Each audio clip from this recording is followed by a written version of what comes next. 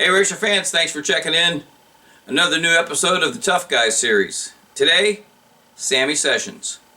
And if you're around in the late 60s and all through the early to mid 70s and watching USAC sprint car racing, it was the most fierce competition you'll ever see.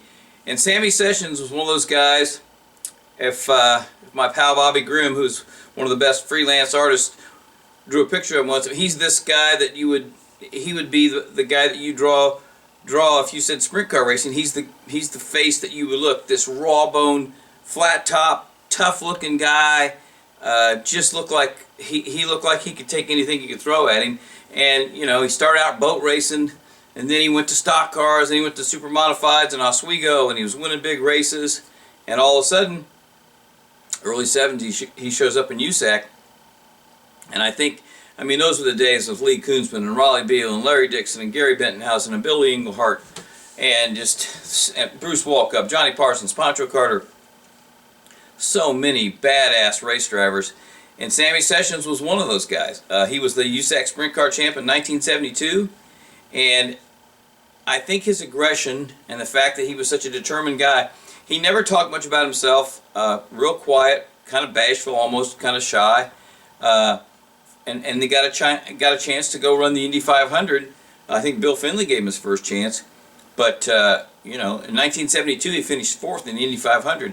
A.J. Foyt gave him a ride one year. And I just think he was one of those guys that probably never expected to be in the Indy 500. And he was so thankful when he got the opportunity that, you know, he was just... I mean, he made the Indy 500 7 times, which was pretty cool for a guy that, you know, probably had no aspirations, thinking, you know, I'm just a dirt track guy, and you know, I'll go watch the Indy 500. I'll probably never get to watch it. I'll probably never get to run in it. And he kind of got hosed in 1974 because that was the fuel crisis. So they were going to cut qualifying down to 2 days, and it rained, and USAC screwed around and didn't start qualifying till 15 or 20 minutes late. So when the 6 o'clock gun went off, he was in line with the engine running and didn't get to run. And he had never gotten a chance because of the time constraints and the weather. And that was kind of the change that in the USAC rule book after that everybody was guaranteed one attempt of qualifying.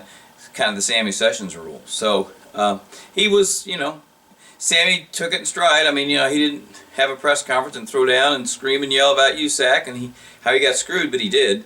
And he lost his life in 1977, had a heart attack racing a snowmobile, and I think he was 42, 43 years old.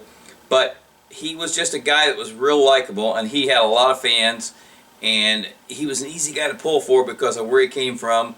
And he just had this kind of hangdog look that he was always fighting uphill. And I tell you what, he was a treat watching him race Eldora or Salem. I mean, he was a badass, and no doubt about it. So when you think about the greatest drivers of all time, you don't necessarily think of Sammy Sessions, but you think about one of the toughest and one of those guys that you always had to beat. I remember Raleigh Beal told me once, he said, man, he said, if you won a 40-lap sprint car race and Sessions was, and his car was running at the end, you accomplished something because that guy never gave up and he was tough to beat. So a salute to Sammy Sessions. He's been gone a long time, but not forgotten. Thanks for watching Tough Guys series here on RACER. We'll probably run some old ones here in the next couple weeks just to keep you guys fired up about four-wheel racing because it's coming back.